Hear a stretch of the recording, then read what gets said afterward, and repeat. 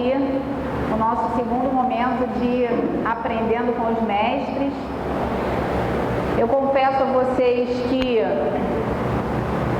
embora eu já tivesse ouvido falar, na prática eu não sabia que ao longo da história da humanidade nós tivemos tantos mestres, e ainda estamos aqui, nessa situação.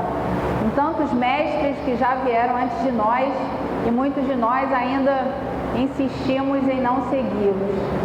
Então, como o tempo é curto, a gente não tem horas para falar sobre os mestres, eu tive uma grande dificuldade para selecionar os mestres que nós apresentaríamos aqui hoje.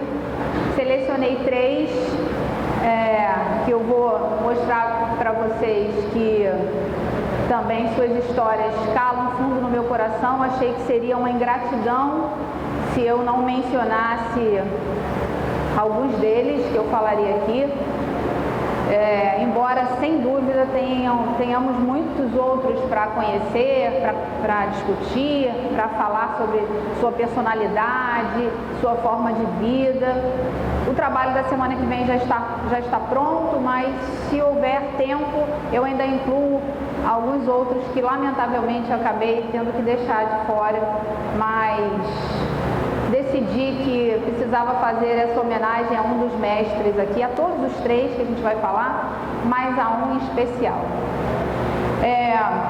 Bom, os 3 que eu escolhi, o primeiro deles nasceu também no Oriente, mas na verdade foi uma mescla de Oriente e Ocidente, porque boa parte da sua vida ele viveu no Ocidente. Aqui está o mapa, né, para mostrar de onde vêm os mestres de que nós estamos falando. Então, na Ásia, na Índia, na Europa, e vamos falar de um na América do Sul.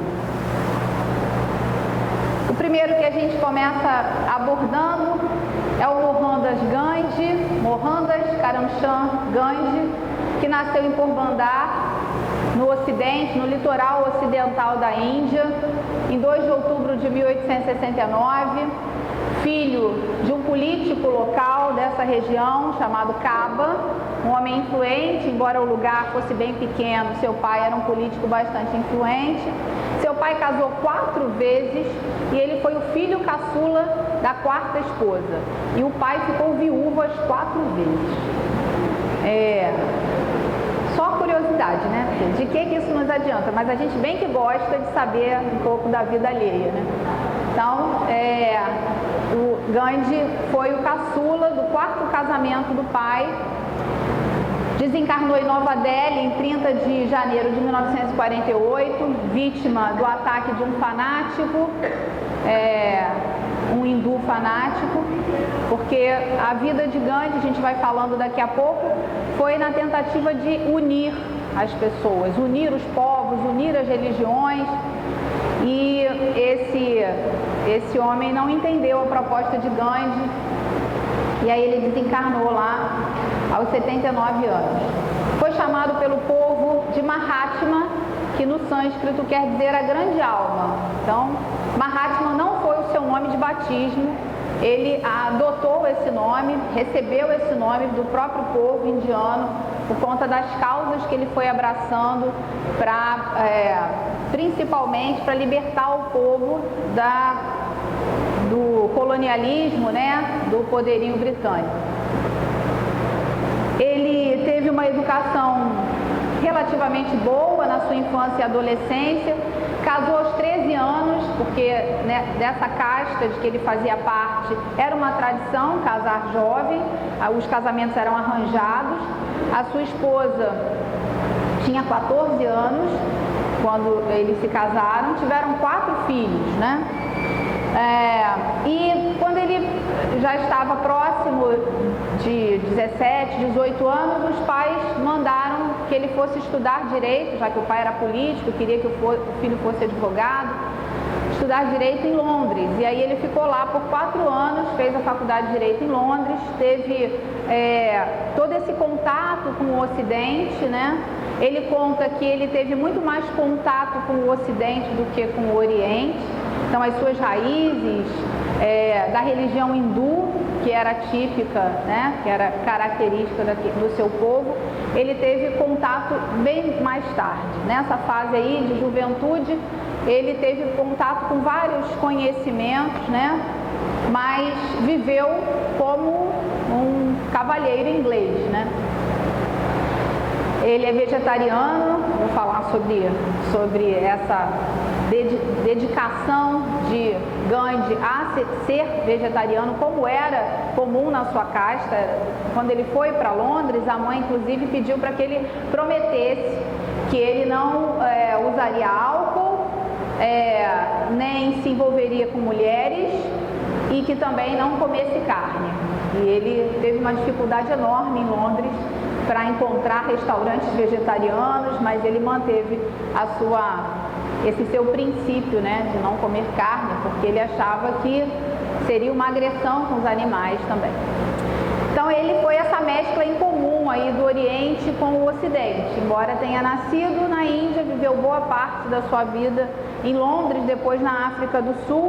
Quando ele voltou para Londres, depois de formado, ele muito tímido, sempre foi muito tímido, ele não conseguiu se colocar, né, no mercado de trabalho, né, não conseguiu trabalhar como advogado, era uma pessoa muito fechada.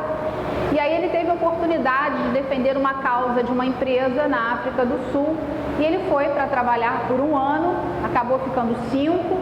Depois desses 5 ele voltou para buscar a família e viveu mais 15 lá. Ele viveu 20 anos na África do Sul e sofreu um bocado na África do Sul.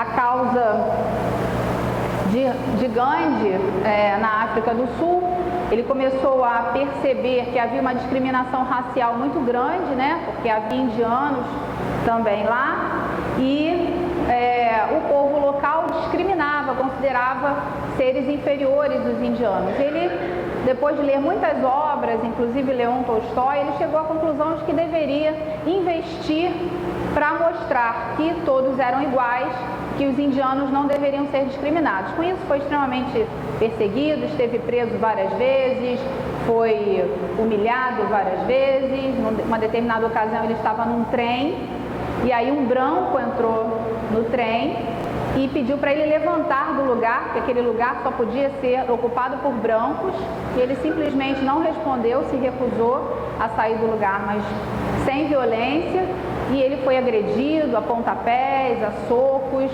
mas se manteve ali, né? E isso foi uma constante na vida de Gandhi. Então, em várias ocasiões, ele precisou, ele se submeteu a isso, quer dizer, se submeteu não, ele aceitou isso, mantendo a sua postura da não violência, mas protestando de maneira pacífica, né? Se a gente pode resumir a vida de Gandhi em uma palavra, seria buscar a paz. Ele o tempo todo tentou isso. Em 1920, ele já estava na Índia, de volta. Ele escreveu esse livro que tem várias traduções, né? Mas literal, o tema é esse, literal. Só que o livro que foi traduzido para cá, para o português, é Minha Vida e Minhas Experiências com a Verdade. Esse livro, que foi escrito em Gujarati, que era a língua deles lá, dos indianos, ele fez questão de escrever na língua dele a história de minhas experiências com a verdade. Esse livro só foi traduzido e publicado nos Estados Unidos 28 anos depois, né? Já em 1948. E nesse livro interessante que ele publica, né, ele escreve, ele não fala muito das questões políticas que envolveram a sua vida. Ele basicamente fala dele, de como ele se sentia, de como ele viveu essas experiências em busca da verdade, em busca de uma orientação para a sua vida e para a vida do seu povo. Os princípios que ele adotou, todos em sânscrito. Brahmacharya seria o controle dos sentidos, do pensamento, em pensamento, palavra e ação. Então, um princípio que já era da casta que ele pertencia era esse, que a pessoa deveria ter um controle sobre os seus sentimentos, que são todos externados através de uma palavra, da ação, e construídos juntos no pensamento. Isso aí norteou, inclusive, a sua escolha de vida, né, de ser celibatário, porque depois de uns anos ele se tornou celibatário, embora casado, e vegetariano. Ahimsa, que é a postura de compaixão e não violência, ou seja, de você viver, passar a sua vida sem de modo algum dar chance à violência. E foi a Ahimsa que mobilizou esse princípio da Satyagraha. Satyagraha é o caminho da verdade ou força da verdade. Quem estava aqui na semana passada lembra certamente que nós falamos de Buda e falamos de Sócrates, ambos tinham um anseio por encontrar a verdade. Era a busca pela verdade. O que os movia era a busca pela verdade. Onde está a verdade? Qual é o sentido da vida? E isso também aconteceu com Gandhi, tanto que ele publicou lá, né, a história dele com a verdade, minhas experiências com a verdade. E a Satyagraha, que é essa busca pela verdade, ele acabou incorporando a Ahimsa nesse caminho pela verdade, ou seja, todos os seus movimentos, inclusive de protesto, foram não violentos, sempre protestos pacíficos.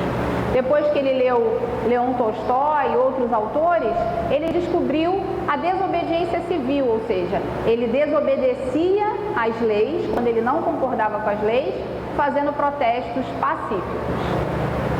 Bacana, né? Lá no início do século XX. E hoje, muitas vezes, a gente não consegue. A gente quer lutar por um direito e a gente não consegue defender a nossa ideia sem ofender alguém, sem agredir o patrimônio. Mas Gandhi mostrou que é possível. E a Parigraha é a vida simples. Houve um momento em que ele decidiu que ele mesmo faria suas próprias roupas, lavaria suas roupas, ou seja, ele não aceitava mais servos, pessoas que servissem a ele. Ele dava conta de cuidar da sua própria vida. Com isso, ele inspirou gerações de ativistas democráticos e antirracistas, como Martin Luther King Jr., americano, Nelson Mandela. Martin Luther King, inclusive, foi morto assim, né? Num atentado também, assim como Gandhi. Mas eles entenderam que todos esses movimentos de luta pelos direitos civis deveriam ser norteados por protestos não violentos, por protestos pacíficos. Para não ficarmos falando só da vida, né, vamos falar da vida com os escritos que essa turma deixou, né?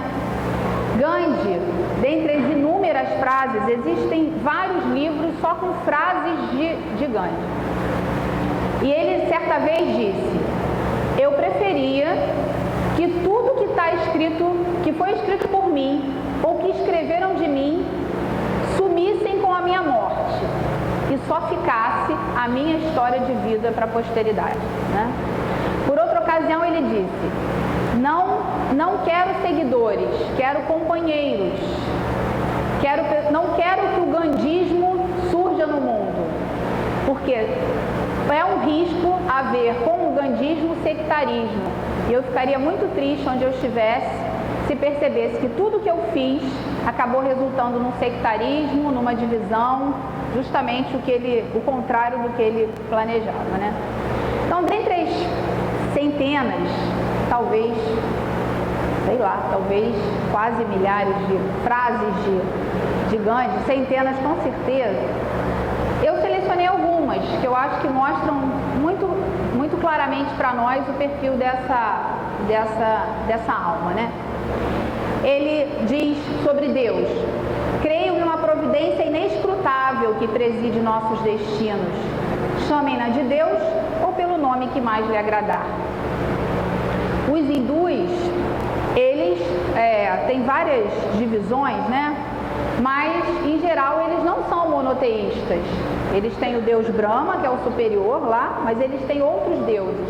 E ele, apesar de respeitar e entender que a proposta do hinduísmo era muito boa, era fantástica para a vida da criatura, ele claramente dizia que para ele existia apenas um Deus. Outra frase rica: viva como se fosse morrer amanhã, aprenda como se fosse viver para sempre. Uma receita de bem viver. Vamos fazer as nossas escolhas hoje pensando que pode ser que amanhã nós não estejamos mais aqui. Agora, vamos tentar aprender sempre, porque no final das contas a gente vive para sempre mesmo, né?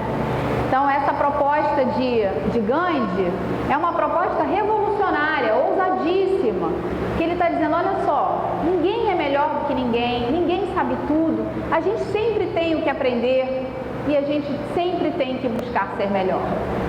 Sempre tem que fazer vínculos, criar vínculos, que não sejam vínculos de dor, porque se morrer amanhã, ou se aquela pessoa a quem a gente ofendeu, ou por ela nos sentimos ofendidos, partir, não teremos tempo de refazer, né, de fazer as pazes, de refazer esses vínculos. Então, viva bem, viva pensando que pode ser que amanhã você não esteja mais no mundo.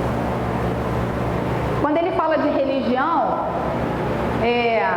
eu usei um livro para tirar essas frases, que é A Sabedoria de Gandhi. É um livro de várias frases, separado por vários capítulos, vários títulos, né? Esse aí está na parte de religião. Então ele fala como a religião é importante para a criatura. E a gente só percebe se estamos de posse do sentido religioso, realmente, quando acontece isso. O teste que indica a posse de sentido religioso consiste em sermos capazes de escolher a coisa mais certa entre muitas coisas que estão mais ou menos certas. Coerência, honestidade com os princípios que a gente abraça, né? Então, não tem como evoluir fazendo mais ou menos, escolhendo mais ou menos, acertando mais ou menos. Temos que ter uma coerência, né? Temos que ser dedicados à causa de sermos melhores o tempo todo, não é? É uma vigilância que nós temos que fazer, um ato de vigiar nossos pensamentos e nossas escolhas o tempo todo. Porque aí sim nós vamos entender que efetivamente estamos travando esse contato íntimo com Deus, quando a gente escolhe a coisa mais certa entre as mais ou menos certas, né? Profundo isso. Porque algo que tem me preocupado bastante, e é o tema do próximo Jefa, né? Os espíritas e suas quedas morais, é o fato de nós estarmos vivendo tantos conhecimentos, com tanta tecnologia, com acesso tão fácil a tantas informações. Temos várias opções de estudar a doutrina espírita, né? E falamos sobre a doutrina espírita, a mídia fala de espiritismo, de visões espíritas, e efetivamente a gente não usar esses conhecimentos na nossa vida prática. Ou seja, a gente passa pela casa espírita, a gente lê a doutrina espírita, a gente sabe teoricamente muito, mas efetivamente a gente adia a aplicação prática e as nossas escolhas muitas vezes são mais ou menos certas. Outra frase com outro mestre que a gente vai abordar daqui a pouco, a gente vai ver que é bem parecida. O ódio fere aquele que odeia, nunca o odiado. Porque o que odeia, ele que aceitou. Ele aceitou a flecha, ele aceitou o dardo. O outro muitas vezes fere e segue. É claro que a vida vai cobrar, não é? Porque a lei é de causa e efeito. Nada que a gente faz passa despercebido. Mas ele segue. Agora, quem fica com a mágoa, quem fica com a raiva, quem fica com ódio, é que está se machucando e se ferindo. E olha que Gandhi foi extremamente perseguido, foi extremamente humilhado, constrangido, e fala isso, né? Ou seja, ele entendia que, infelizmente, aquela forma de viver das pessoas era daquele jeito, para fazer doer, para fazer sofrer, mas ele não aceitava isso e percebeu que para a gente se libertar tem que perdoar. Outra frase rica: não precisamos fazer proselitismo, seja verbalmente, seja por escrito. Realmente só podemos fazê-lo com a nossa vida. Que nossas vidas sejam livros abertos para que todos os estudem. Uma pessoa chegar a esse nível de maturidade é porque está muito bem, é um mestre, né? Ou seja, que a vida seja um livro aberto para que as pessoas estudem, ou seja, é uma pessoa só. Ele não precisa nem falar, os atos já dizem por ele. É a pessoa que se torna previsível, que quem ouve falar algo da pessoa diz: ah, isso ele é capaz de fazer. Ah, não, isso ele não fez. Né? Muito bacana a gente conseguir viver assim, né? Fazendo com que a nossa vida seja aberta e que todos sejam capazes de ler as nossas histórias e as nossas escolhas. Outra, felicidade é quando o que você pensa, o que você diz e o que você faz estão em harmonia. É isso, né? É você viver de forma tão coerente que não tem incômodo. A infelicidade está relacionada com desconforto, com incômodo, com algo que não vai bem. Mas se você é coerente com o que pensa, com o que diz e com o que faz, se você faz exatamente o que você pensa, o que você fala, não tem por que viver desconforto ou incômodo. Não tem nenhuma angústia na consciência. Você está vivendo feliz, está em paz, né? Por isso é que nós precisamos pensar muito antes de falar, pensar muito antes de fazer. O nosso automático ainda é fazer errado, ainda é escolher errado, a gente ainda pensa errado, né? Então a gente tem que se dar um tempo, tem que pensar, antes de falar pensa de novo, e pensa outra vez, e analisa, e aí decide, né? E aí gradativamente a gente vai conseguindo fazer com que todo esse conjunto seja uma coisa só, ou seja, meus atos e minhas palavras estejam afinados com o meu pensamento, e aí eu vou estar em harmonia. Outra que a gente vai ver dele, bem parecida com essa lá na frente, com outro mestre, é essa sobre a prece. Ele fala que a prece, ela deve ser a fechadura do dia e o ferrolho da noite. Então ele sugere que a prece seja constante na nossa vida, pelo menos pela manhã e à noite. E ele diz, quando oramos, é melhor ter um coração sem palavras do que palavras sem coração. Às vezes nós temos preces belíssimas, mas sem nenhum sentimento, sem a prática, sem a vida, sem a vivência. E ele orienta nós a pensarmos que é melhor não falar nada, mas o coração estar cheio de algo bom do que falar muito, mas efetivamente não acreditar, não viver o que fala. E a última que eu adoro, essa é uma das melhores frases que eu já li na minha vida, é essa, por isso que eu deixei por último para falar do Gandhi. Seja você mesmo a mudança que deseja ver no mundo. É muito comum, principalmente atualmente, né? Com todos esses lamentos que pairam no ar, essa atmosfera pessimista que anda envolvendo o nosso país, o mundo inteiro, é muito comum nós vermos pessoas que criticam, que tem sempre uma solução para o problema do outro país, do outro estado, da outra pessoa, mas efetivamente ficam no discurso. O que a gente faz para mudar? O que eu faço para mudar? Eu quero ver tanta coisa, eu quero ver honestidade no mundo, eu quero ver respeito no mundo, eu quero ver justiça no mundo, e eu sou justa no meu dia a dia? Eu sou digna com as minhas escolhas? Eu sou honesta com os meus princípios? Eu tento tratar igual a todos que se aproximam de mim? Ou eu faço a diferença? Porque se eu distingo, se eu discrimino, se eu sou injusta, não posso querer mudar o mundo. Porque se eu quero ver um mundo diferente, eu tenho que fazer a minha parte. Porque o mundo é o resultado de todos os que participam desse mundo. Então, se o mundo é um mundo desigual, é porque nós, como sociedade, ainda somos desiguais. Ainda somos egoístas, ainda somos orgulhosos. Então, se eu quero que o mundo seja igual, fraterno, solidário, o outro eu não consigo mudar, né? Cada um tem o seu livre-arbítrio, tem o seu momento evolutivo, mas a minha eu consigo. Então, se eu quero ver a mudança no mundo, ela tem que começar por mim. Essa eu acho que é uma das mais belas frases que eu já li. Vou até deixar mais um pouquinho para a gente guardar na mente.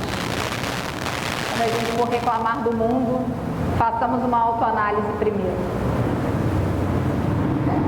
E um mestre que eu não poderia deixar de falar é Allan Kardec, de quem eu falo com bastante emoção, porque se estamos aqui hoje reunidos, é graças a esse homem.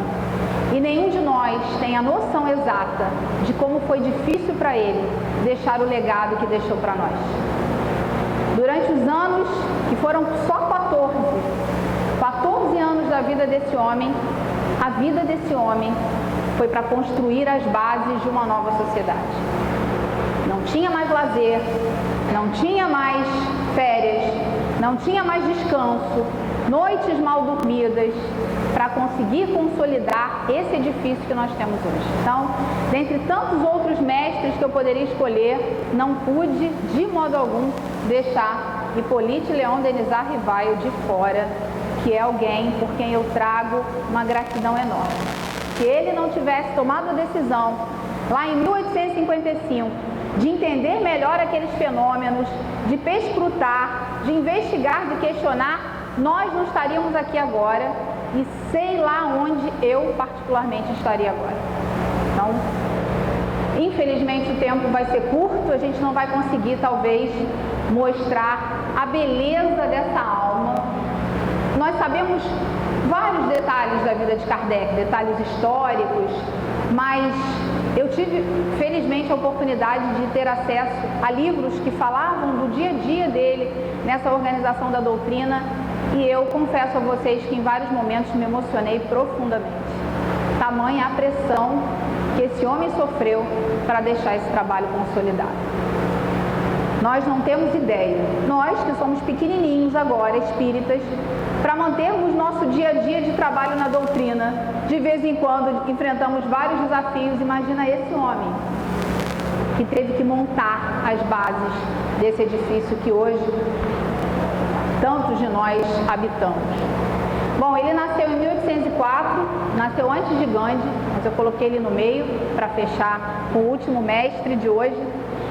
Em 3 de outubro de 1804, foi uma família católica, mas ele foi educado na Suíça, em Verdun, no Instituto com Pestalozzi, que era protestante. Então, desde cedo, ele entendeu que a religião era muito maior do que rótulos. Se dedicou à educação, se tornou um educador, mas também era contador, enfim, professor de línguas, tradutor de livros, estudou muito línguas antigas, né? Latim, grego, e desencarnou em Paris em 31 de março de 1869, 14 anos depois de ter entrado em contato com o primeiro fenômeno a que ele foi convidado a assistir. Não vou falar muito da história que nós já sabemos, né? Mas está aí, discípulo de Pestalozzi, bem cedo, aos 15 anos, se tornou monitor lá no Instituto, tamanho brilhantismo, a coerência, era autodidata para vários assuntos.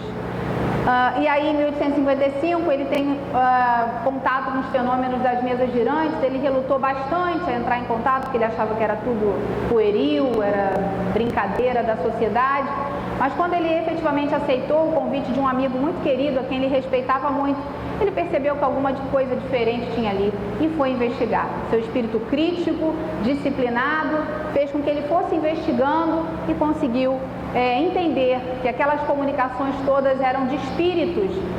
Eles mesmos se denominaram espíritos, pessoas que haviam sido vivas como nós, que já não estavam mais no mundo material, mas que continuavam vivas, eram imortais, continuavam nesse outro plano, nessa outra dimensão, e ele começou a travar com elas, com esses espíritos, com essas criaturas, diálogos contínuos, se utilizando de médiuns, muitas delas médiuns jovens.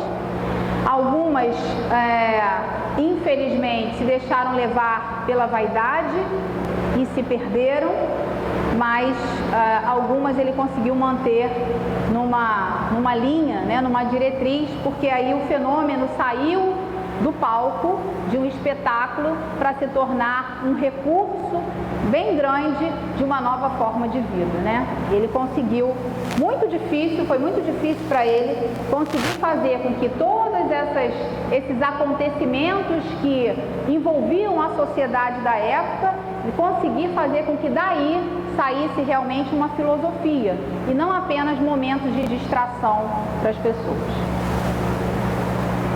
Seu caráter, dentre tantas outras características que a gente pode dar para o Hippolyte, né, que depois se aceitou o codinome de Allan Kardec, é que era bastante determinado, leal aos seus princípios, muito leal, muito honesto com os seus princípios, corajosíssimo, eu pude ver nas histórias que eu pude ler que Kardec vivenciou no dia a dia da doutrina, uma coragem que é admirável, né? Uma ousadia, bastante dedicado, dedicou a sua vida, os 14 últimos anos da sua vida a essa causa, disciplinadíssimo, e com isso ele contou com o apoio da Amélie Boudet, a sua esposa, mais velha que ele, 9 anos, ela já casou aos 37 anos, então não pôde ser mãe,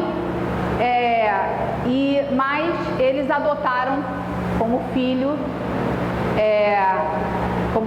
né, todo esse movimento, e essa causa se tornou a grande causa da vida dos dois. Tanto que depois do desencarne dele, ela continua na Sociedade de Paris, conduzindo vários trabalhos junto com um grupo que lá ficou. Bastante crítico, né, bastante questionador, então esse perfil ajudou muito, porque ele não aceitava tudo o que vinha das respostas que ele obtinha às perguntas que ele havia feito. Então ele questionava, ele perguntava outra vez, ele perguntava de novo, e perguntava através de um médium, depois perguntava através de outro, e ele ia conseguindo tornar todas essas informações concisas para ele consolidar essa nova filosofia. O método que ele usava era da continuidade, então ele mantinha uma continuidade nas reuniões, nos estudos, nos questionamentos, uma regularidade típico das almas disciplinadas, né? E uma isenção, ou seja, ele lançava a pergunta e ele não julgava. Ele recebia e aí ele ia analisando a resposta, tentando entender exatamente o que vinha dali. E muitas vezes ele perguntava outra vez para comparar as respostas e conseguir efetivamente montar toda essa estrutura do trabalho. Então, continuidade, regularidade e isenção foram as três vertentes do método que Kardec utilizou.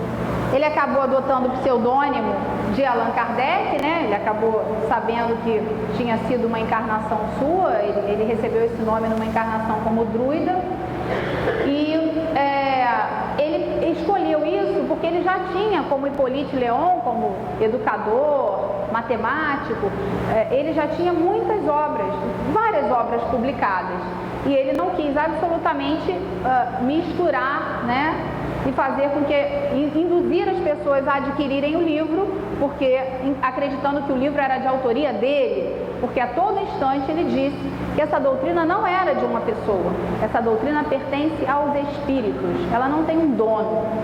E ele entendeu que se publicasse as obras com o seu nome, provavelmente as pessoas entenderiam que as obras seriam dele. Então ele passou a adotar esse nome Allan Kardec, o que também é uma prova muito grande de renúncia. Esse homem teve que mexer, ele não mexeu na sua identidade como essência, mas ele passou a exercer um outro papel na sociedade, uma renúncia enorme, né? Ele já não era mais o Hippolyte Léon Denis Arrivai, ele era Allan Kardec, o codificador da doutrina espírita. Muito peso, muitas responsabilidades no seu ombro. Vamos para algumas frases dele. Essa, né, que é histórica, a conclusão que ele chega depois de todo esse estudo que ele faz, de todos esses questionamentos, é: nascer, morrer, renascer ainda e progredir sempre, tal é a lei. Ele entende que, na verdade, nós somos imortais, e que nós passamos por várias experiências para progredir. Essa é a lei. Nascer, morrer, renascer, progredir sempre. Essa é a lei. Ele atribui o nome de médium àquelas pessoas que permitem que os espíritos se comuniquem através delas. Então, ele chega à conclusão de que o fenômeno que no início acontecia com as mãos sobre a mesa, depois uma corbele com um lápis amarrado numa prancheta, isso eles podiam abrir mão de todo esse aparato, porque na verdade o fenômeno acontecia por uma combinação de fluidos do espírito que se comunicava com uma pessoa que acabava sendo intermediária entre a mensagem do espírito e os que estavam encarnados. Ele chama de médium, né? Médium vem do latim, que seria intermediário, fica no meio do caminho. E ele começa a ter muitos problemas com os médiums. Sei por quê. Médium é uma pessoa tão bem resolvida, não é mesmo? Médium, né? Médium, eu diria que médium é um ser muito evoluído, né? Não tem problemas, não tem milindres. Mas ele começa a ter problemas com os médiums. E porque alguns queriam esse glamour, né?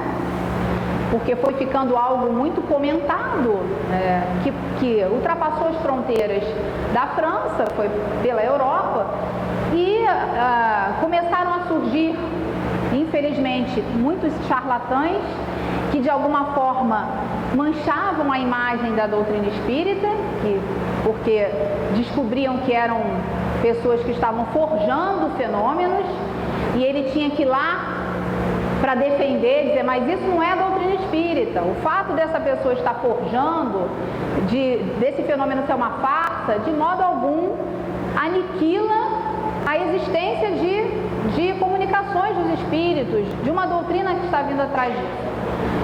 E entre os médiuns, lá mesmo no grupo, né, depois ele fundou a Sociedade de Paris, porque as reuniões aconteciam na casa das pessoas, passaram a acontecer muitas na casa dele, pessoas que vinham de fora para estudar os fenômenos e aprender com ele, ficavam hospedados na sua casa, enfim, imagina, né? Não tinha mais paz o homem.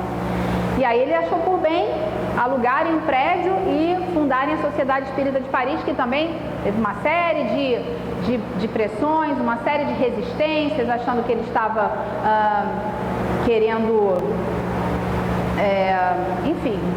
tornar a doutrina espírita algo que precisasse ter um lugar, né? Ou seja, as pessoas não podiam se reunir nas suas casas. Ele diz, não, isso vai crescer, esse conhecimento vai além, não posso usar a minha casa para isso, nem a casa do outro, porque as pessoas têm a sua vida para viver. Vamos ter um lugar para receber as pessoas, para fazermos as nossas discussões, para estudarmos.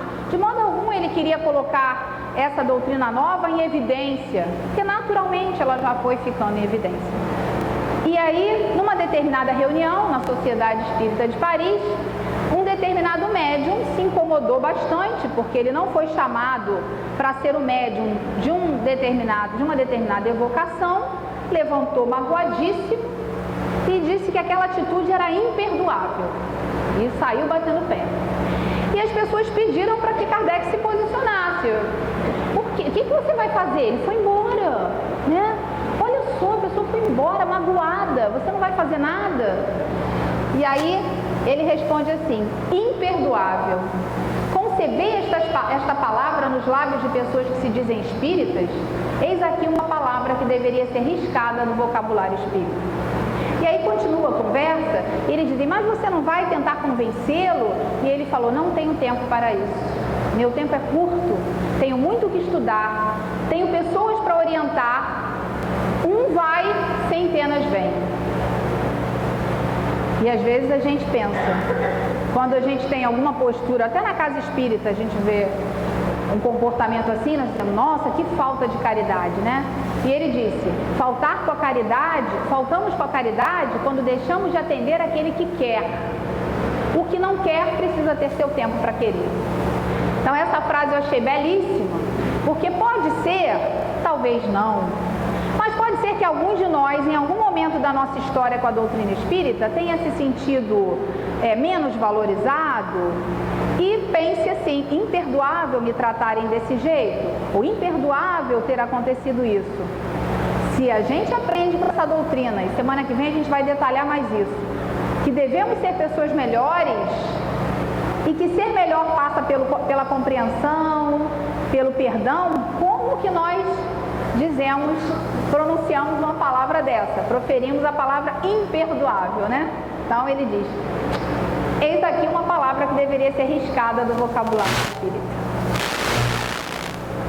Outra frase dele, conhecidíssima, é pela educação, muito mais que pela instrução, que vamos atingir o progresso moral. E quando ele fala em educação, ele não fala da educação só da criança, não, ele fala da educação de todos nós. Ele deixa claro que essa doutrina é uma doutrina pedagógica, educativa, que está aqui para tornar todo mundo melhor. Nós temos que fazer um esforço enorme para aprender, em respeito a todo esse esforço dele e de tantos espíritos que o ajudaram a construir as bases dessa doutrina. A gente precisa aprender realmente o que se espera de nós. Na verdade, o que nós esperamos de nós, né? Porque não é o que o mundo espera de nós, mas o que eu espero de mim. Como eu quero sair dessa existência, né? Eu quero partir dessa encarnação igual a como eu cheguei, porque é pior, graças a Deus, felizmente, não sairemos, porque o espírito não retrograda. Mas igual, eu quero sair igual, ou seja, vou viver essas dezenas de anos para não aproveitar nada, para não aprender nada e não me transformar. Então, a gente possa usar para a nossa educação. Outra frase dele, a respeito, quando ele foi perguntado a respeito de céu e inferno, né? O inferno está por toda parte em que haja almas sofredoras, e o céu está igualmente em toda parte, onde houver almas infelizes. Ou seja, céu e inferno não são lugares circunscritos no universo, são formas de viver. Então, se eu vivo sofrendo, me lamentando, eu vou acabar me reunindo espiritualmente com pessoas que vivem no inferno e o contrário também. Da fé, muito interessante, ele era crítico, muito lógico, e ele dizia, olha, a fé inabalável não pode ser cega, ela tem que ser uma fé que encare frente a frente a razão. Use a razão, use o raciocínio, use a lógica. A fé só tem valor se for assim, senão é uma fé que não te tira do lugar. Quando começaram as pressões, que ele recebeu pressão da sociedade, né, como eu falei, da igreja, né? Em 1861, muitos exemplares de várias revistas foram queimados numa praça em Barcelona, no Alto de Fé, né, 9 de outubro de 1861. E foi ótimo isso. Nessa ocasião, sim, ele também buscou a verdade, né? E a verdade veio a ele. O espírito que o conduziu nessa grande aventura de codificar a doutrina espírita se denominava verdade, né? Eu sou verdade. E aí o Espírito Verdade apareceu para ele, conversando com ele, e falou, não se aflija com isso, né? Porque foram tantas despesas para publicar aqueles livros, para mandar para a Espanha, para um amigo que estava lá, exilado e que tinha uma livraria.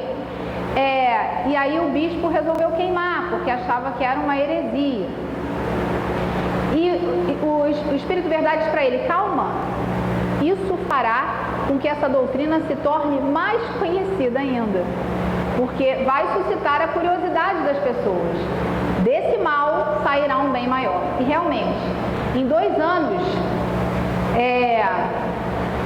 em Lyon, que tinham mais ou menos, 1860, tinham mais ou menos 5 mil pessoas interessadas em estudar, em 1862 já eram 25 mil, né? Por conta dessa comoção que abalou aquelas cidades da Europa por conta do Alto de Fé. E a pressão continuou de vários padres, bispos. Na Revista Espírita ele depois narra uma doutrinação desse bispo do Alto de Fé de Barcelona, né? Ele morre 1 ano depois e aí ele é atendido lá na Sociedade Espírita. Ele é orientado, está extremamente consternado, porque se deu conta, quando partiu, da grande confusão que ele tinha feito, né? E aí, numa dessas agressões da igreja, com relação aos médiuns serem charlatães, ele diz para o grupo, não temais, O penhor do sucesso está nessa divisa que é de todos os verdadeiros espíritas. Fora da caridade não há salvação. Ele passa a mostrar para os espíritas que mais importante que o fenômeno é a prática da caridade, é fazer o bem. Ele diz, é aí que está o sucesso. É o espírita entender que o nosso lema é que fora da caridade não há salvação. E aí uma que tem muito a ver com a frase lá de Gandhi, sobre a oração, ele diz, as boas ações são a melhor prece, pois isso que os atos valem mais que as palavras. Lembram lá que o Gandhi falou? A oração sem palavras, quando é com o coração, é melhor do que a oração com palavras sem o coração, né? Falando de Deus, quando todos os homens estiverem convencidos de que Deus é o mesmo para todos e de que esse Deus, soberanamente justo e bom, nada de injusto pode querer, que não dele, porém dos homens vem o mal, todos se considerarão filhos do mesmo Pai e se estenderão as mãos uns aos outros. Mesma ideia que tinha de Deus sendo um só e de que todos pudessem se reunir sem fronteiras. A outra, que Gandhi também fala da felicidade como harmonia, né, de pensamento, sentimento, a fala e a ação, ele diz, a felicidade depende das qualidades próprias do indivíduo e não do estado material do meio em que se acha. Ou seja, não tenho que colocar nas situações externas o móvel da minha felicidade. A felicidade tem que ser um estado íntimo. E nós conhecemos muitas pessoas que, apesar de parecer que em volta delas reina o caos, elas se dizem felizes. Elas têm qualidades internas, vivem numa harmonia tal, né, como já dizia Gandhi, que faz com que elas se sintam felizes. A felicidade, ela é uma forma de viver, né? Não é uma estação onde a gente vai chegar, não está relacionada com nenhum fator externo a nós, ela é uma escolha. E para terminar, essa frase linda que está no Evangelho, terminando lá o item coragem da fé, os homens semeiam na terra o que colherão na vida espiritual, os frutos da sua coragem ou da sua fraqueza. Brilhante esse homem. No dia 31 de março, quando ele estava se preparando para mudar, né? Eles iam para uma vila onde teriam casas em que eles amparariam idosos, ele é Melibudê. Ele sofre um mal súbito e logo depois que entregam os periódicos da Revista Espírita para o entregador, que faria a distribuição, entrega na livraria, ele cai, né? E vários dos seus amigos vão lá, inclusive Delane, Flammarion, que eram grandes homens da época, tentam reanimá-lo com passes, mas não conseguem. E aí tem um discurso belíssimo, que nós não temos o discurso todo aqui, mas eu acho que vale a pena um pedaço dele. Bom, nosso outro mestre, médium, e que encontrou o equilíbrio graças a essa doutrina que Kardec, lá no século XIX, deixou organizado para nós, é Chico Xavier. Dentre tantos outros que eu poderia ter selecionado, a humildade desse homem, a grandiosidade dessa alma, essa alma cândida, que passou pelo mundo, se sentindo sempre menor, e justamente se sentir menor é que ele parecia e foi tão grande, não podia deixar de falar, né? Então, coloquei Kardec como uma grande alma e Chico, uma grande alma que veio e se tornou um baluarte da doutrina espírita, na prática um grande cristão, um grande espírita. Sem dúvida nenhuma, se não fossem esses conhecimentos da doutrina que Kardec deixou, talvez ele também não tivesse ido tão longe assim. Porque nenhum de nós se torna mestre sozinho, né? Gandhi já dizia que o que ele fez, qualquer um poderia fazer. E eu tenho certeza disso. Eu acho que todos nós poderemos desbravar o nosso mundo íntimo e nos tornarmos efetivamente espíritos de luz. Hoje.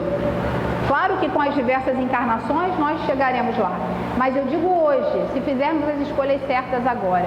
E Chico fez. Um espírito comprometido com a lei, um bom espírito, mas um espírito com dificuldades, tanto que viveu muitas dificuldades, ficou órfão muito cedo, Passou uma série de humilhações e constrangimentos vivendo com a sua madrinha, teve uma vida difícil, pobre, segurou emocionalmente a sua família, viveu pela causa do bem. Se ele pôde, nós também podemos. A diferença entre nós e os mestres é que eles decidiram.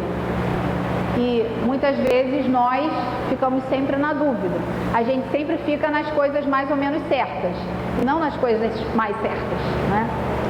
Bom, ele nasceu em Pedro Leopoldo em 1910, ficou órfão aos 5 anos, começou a trabalhar numa lavoura aos 8 anos de idade, primeiro emprego. Esse homem trabalhou desde os 8 anos de idade, desencarnou em Uberaba em 2002, quando nós fomos pentacampeões, né?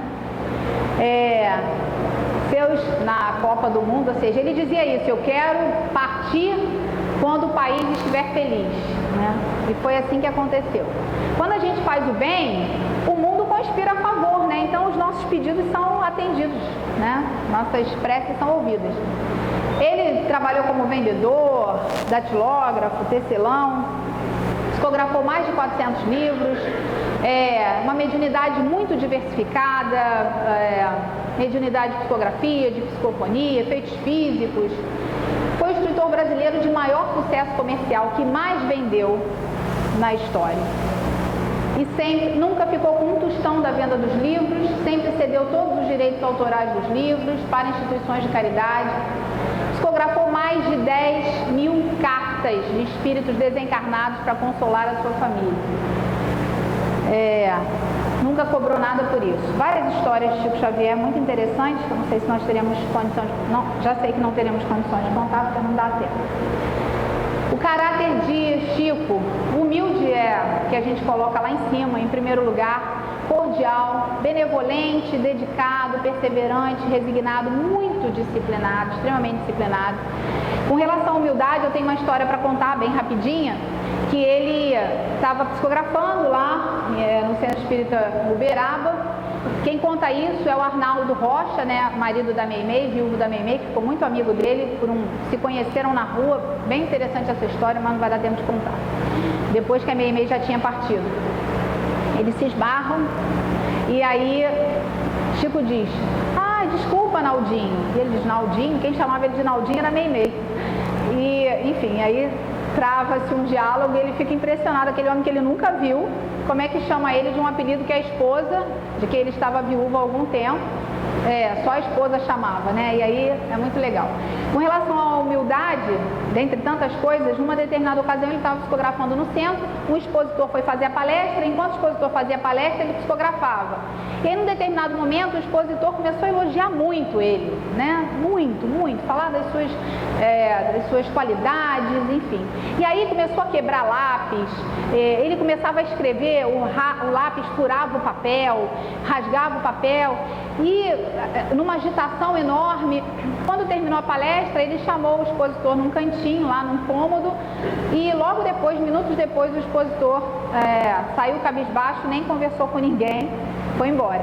E aí o Arnaldo, curioso, quando foi para a casa de Chico, que eles ficaram muito amigos, ele perguntou no caminho: o que você falou para aquele moço? Aí ele falou: eu disse para ele que ele não tinha o direito de me dar qualidades que eu não tenho, que ele pelo menos espere eu morrer, porque elogiar um morto é muito mais bonito do que elogiar um vivo, que tem tantas dificuldades ainda para vencer. Eu espero que ele tenha dito só isso, né? Mas ele, benevolente, deve ter dito isso e mais alguma coisa para mostrar para o moço: olha só, eu não preciso disso, eu não me sinto assim, eu não vejo assim, não preciso, né? E o desconforto dele em ouvir aquilo foi tanto que nem psicografar ele conseguiu psicografar naquela noite. E as frases de Chico, né? Essa todo mundo conhece, muito interessante, falando que a gente não tem como voltar no passado, não tem como refazer as escolhas, mas a gente pode escolher melhor hoje. A todo instante a vida está nos dando chance de começar outra vez.